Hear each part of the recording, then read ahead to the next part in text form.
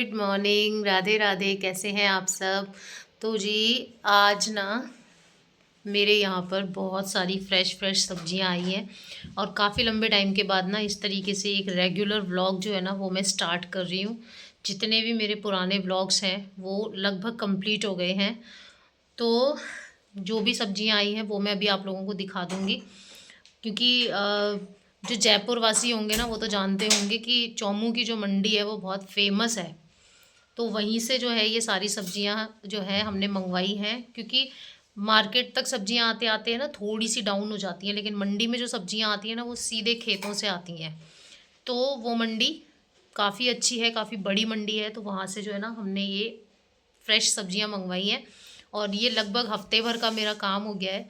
तो ये है कि जो मेरे हस्बैंड है वो हफ्ते या ये मान लीजिए 8-10 दिन में एक बार मंडी का राउंड लगा आते हैं, और मेरा पूरा हफ्ते का 8-10 दिन का काम जो है ना वो हो जाता है। और इन सब्जियों को अरेंज कैसे करना है वो मैं अभी धीरे धीरे देखूँगी। ये बहुत सारे मैंने इस तरीके से ना बैग्स वगैरह लिए हुए हैं, तो इन्हीं के अंदर मैं अरेंज करके रखूँगी। किसी को काट के रखना है तो काट के रखूँगी, किसी को उबाल के पीस के रखना है, क्योंकि पालक मेथी बथुआ वगैरह मैंने मंगवाया है। क्योंकि अब सर्दियाँ जो है, दिसंबर आ गया है, जनवरी फरवरी तक रहती हैं, तो साग बनाएंगे। मम्मी का बहुत मन है कि साग बने, तो हमने कहा चलो भैया अब साग बनाएंगे। और साथ में जो है ना जिस दिन भी मतलब एक आध दिन में ही बनाऊंगी मैं, और उसके साथ में मंगाएंगे हम बाजरे का आटा। तो बाजरे के आटे की मैं बनाऊंगी रोटियां और साथ में होगा साग, और बढ़िया सा उसका एकदम मस्त वाला खाना वो मैं आप लोगों के साथ में ज़रूर शेयर करूँगी कि किस तरीके से हमारे यहाँ पर साग वगैरह बनता है। और बाजरे की रोटी मुझे बिल्कुल भी बनानी नहीं आती थी, 1% भी नहीं आती थी, क्योंकि वो हाथ से बनती है ना। तो फिर मुझे जो है बाजरे की रोटी बनाने का तरीका मेरी मदर इन लॉ ने सिखाया कि किस तरीके से है ना बाजरे की रोटी बहुत इजीली बनाई जा सकती है। और पता है जिस साल मैंने बाजरे की रोटी बनानी सीख ली, उस साल से है ना मतलब मैंने खूब बाजरे की रोटी बना के सर्दियों में खाई है और खिलाई है। तो मैं आप लोगों को भी बताऊंगी, जिन लोगों को बाजरे की रोटी बनानी नहीं आती हो ना, जिनको हाथ से प्रॉपर बनाने में दिक्कत होती हो, उनको इजी से सबसे इजी वे बताऊंगी कि किस तरीके से आप बाजरे की रोटी सेल्फ बना सकते हो और बड़े स्वाद लेके उसको खा सकते हो। तो उसके लिए करना क्या पड़ेगा, चैनल को सब्सक्राइब करना पड़ेगा, क्योंकि आने वाले वीडियोस में बताऊंगी जिस दिन मैं ये साग वगैरह बनाऊंगी। और अगर आपको वीडियो अच्छी लगे ना, अभी तो शुरू हुई है, तो जहाँ भी कुछ भी अच्छा लग जाए तो एक लाइक ज़रूर दे दीजिएगा। तो चलिए मैं करती हूँ इन सब्जियों को अरेंज, क्योंकि इसके बाद में मुझे भी खाना भी बनाना है। और मम्मी जो है वो बिटिया की मालिश वगैरह कर रही हैं, तो वो अपना बिज़ी हैं। तो चलिए बने रहिए वीडियो में। हाँ जी, तो फाइनली अब मैं आप लोगों के साथ में अपने रीसेंट व्लॉग्स शेयर कर पाऊँगी, क्योंकि पुराने जितने भी व्लॉग्स थे ना वो सब मैंने निपटा दिए हैं। और ये जो है ना बहुत ज़्यादा नया तो नहीं है, बट बहुत ज़्यादा पुराना भी नहीं है, दिसंबर लास्ट का व्लॉग है। तो यहाँ पर आप देख सकते हैं कि बहुत सारी फ्रेश सब्जियाँ जो है ना वो आई हुई हैं मेरे यहाँ पे। मतलब मेरे हस्बैंड जो है वो लेकर आए थे मंडी से, जैसा कि मैंने आपको बताया। और अब मैं इन सबको ना इन मैश बैग्स में डालने लगी हूँ। ये मैश बैग्स ना आपको किसी भी शॉपिंग साइट पे मिल जाएंगे, मीशो, फ्लिपकार्ट, अमेज़ॉन, कहीं भी डालिए आपको मिल जाएंगे। हाँ, बट ये है कि अगर आपको रीज़नेबल प्राइस पे चाहिए तो आप मीशो से ट्राई कीजिएगा। बहुत ही कम रेंज में बहुत ही अच्छी चीज़ है, मुझे पर्सनली बहुत पसंद आई ये चीज़। ऐसा करने से क्या होता है ना कि जो वैसी सब्जियां होती है ना, जैसे कि मटर हो गई, मिर्च हो गई, टमाटर हो गए, इस तरीके की जो सब्जियां होती हैं ना, इनको एक दूसरे से अलग रखने के लिए ये सब बहुत ज़्यादा बेटर ऑप्शन है। हाँ, लेकिन जैसे लौकी है और ये जो पत्ता गोभी होती है, आप चाहें तो इनको भी डाल के रख सकते हैं, नहीं तो अगर आप इनको ऐसे भी रख देंगे तो भी इट्स ओके।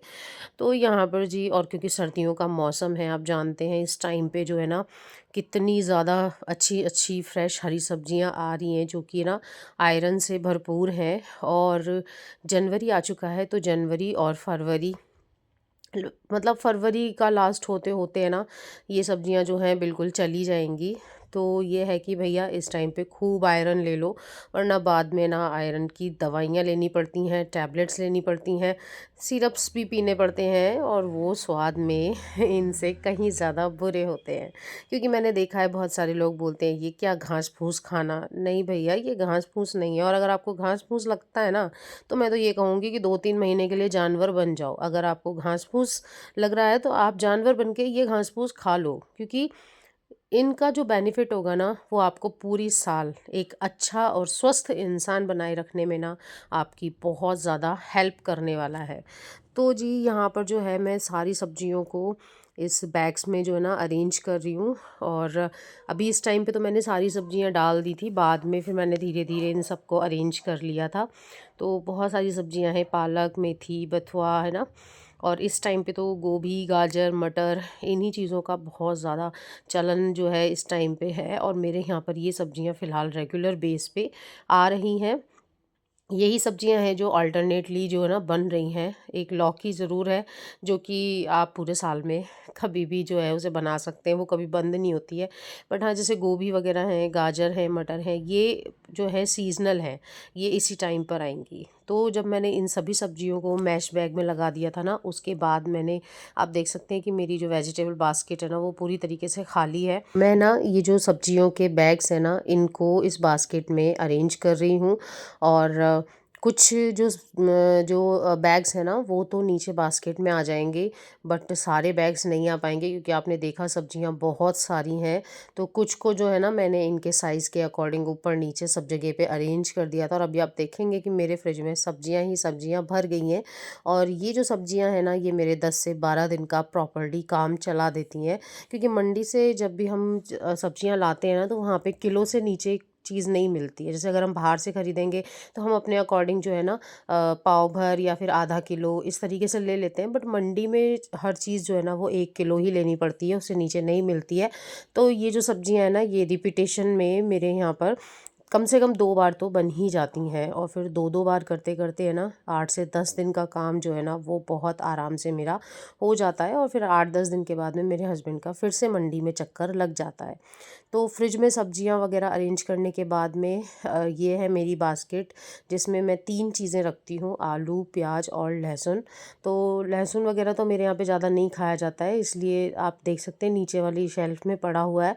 तो बस इतना ही है, ये भी पता नहीं कब ख़त्म होगा। और इसके अलावा आप देख सकते हैं पुरानी प्याज जो है ना उसको भी मैंने नीचे रख दिया था।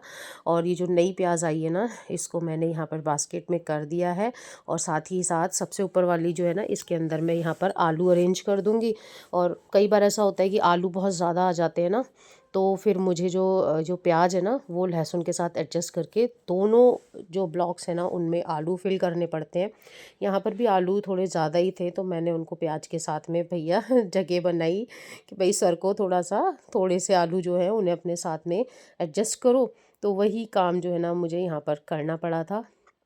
तो इस तरीके से जो है ना मेरे यहाँ पर सब्जियाँ वगैरह आती हैं। और आप लोग के यहाँ पर कैसे आती हैं, आप लोग भी बताना। अगर आप लोग यहाँ पर रहते हैं इस एरिए में, तो आप लोग जानते होंगे कि मंडी से जब सब्जियाँ आती हैं, अगर यहाँ ये भी हो सकता है कि अगर आपके यहाँ पे मंडी से सब्जियाँ आती होंगी तो आपको पता होगा कि किस तरीके से सब्जियाँ जो है ना बहुत अरेंज करनी पड़ती हैं। इसके बाद में जी फिर हो गया था जो है दोपहर नहीं बोलूँगी, लगभग 11-12 बजे का टाइम, क्योंकि मेरे हस्बैंड को निकलना भी होता है। अब मुझे एग्जैक्ट याद भी नहीं है, शायद 10 ही बजे हों, क्योंकि मैं खाना बनाने की तैयारी में ना 9:30-10 बजे से लग जाया करती हूँ, क्योंकि फिर मेरे हस्बैंड को कभी भी निकलना होता है। तो यहाँ पर जी मैं लगा रही हूँ आटा, और यहाँ पर ना आटा लगा के अब मैं इसको साइड कर दूँगी और साथ के साथ में बनाऊँगी सब्जी। तो सब्जी जो है ना, अब इतनी सारी सब्जियां आई हैं, तो मैं यही देख रही थी, सोच रही थी आटा लगाते लगाते कि आज जो है किस चीज़ की सब्ज़ी बनाई जाए।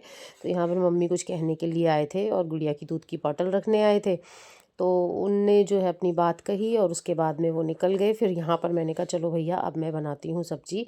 तो यहाँ पर मैं बना रही हूँ जी गाजर आलू की सब्ज़ी।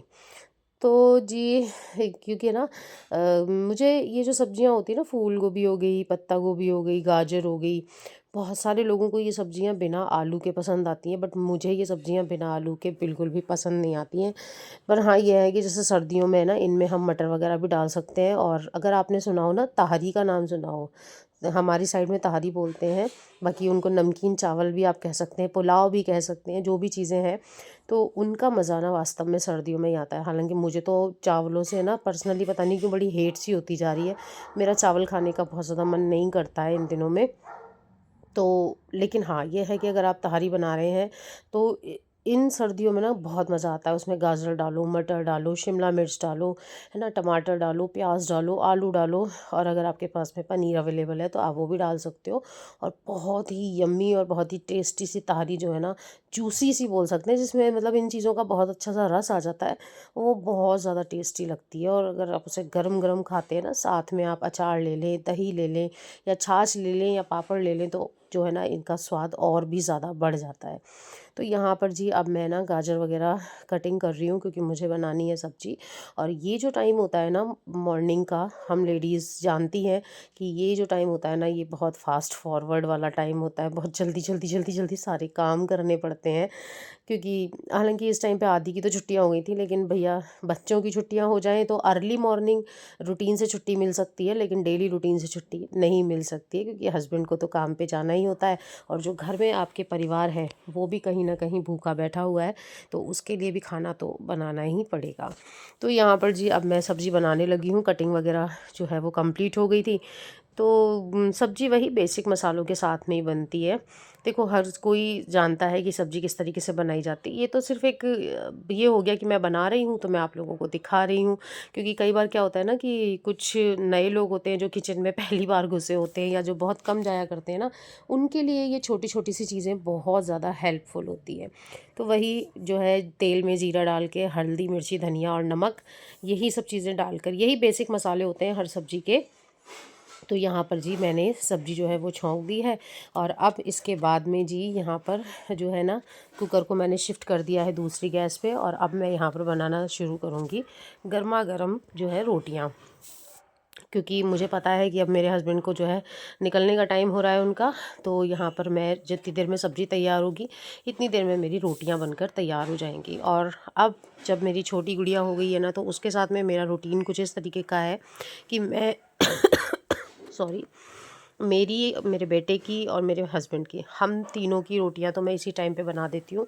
और जो मम्मी हैं वो ठंडी रोटियां नहीं खा पाती हैं, तो उनके लिए जब वो खाना खाती हैं ना 1 बजे 1:30 बजे, जब भी उनका मन होता है उस टाइम पे मैं 2 रोटियां बना देती हूँ उस टाइम पे। तो क्योंकि देखो, जाहिर सी बात है कि अगर मैं ये सोचूं कि नहीं मैं दोपहर में ही सारा खाना बनाऊं, हम भी गरम गरम खाएं, तो छोटे बच्चे के साथ में ना इतना पॉसिबल नहीं हो पाता है।